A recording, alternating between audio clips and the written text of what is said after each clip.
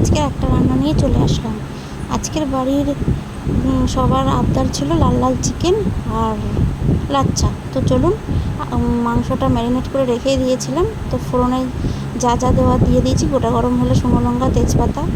চিকেনটা লাল লাল করে কষে অবশ্যই গরম জল দেবেন। আর লাচ্চার জন্য চিনি বেশি আর নুন সামান্য দিয়ে মাথাটা তেল দিয়ে ভালো করে মেখে নিলাম। নেওয়ার পরে এটাও কিন্তু অবশ্যই গরম জলেই মাখবেন, না হলে কিন্তু হবে না।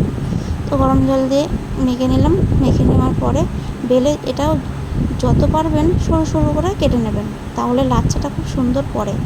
দেখুন কিভাবে করেছি, এই দেখুন। ভিডিওটা কিন্তু ভালো লাগলে লাইক, শেয়ার আর সাবস্ক্রাইবটা অবশ্যই করবেন। আজকের ডিনারে তাহলে এই খাবারটাই আমাদের খাওয়া হয়েছিল। পরের ভিডিওতে আবার দেখা হবে, বাই।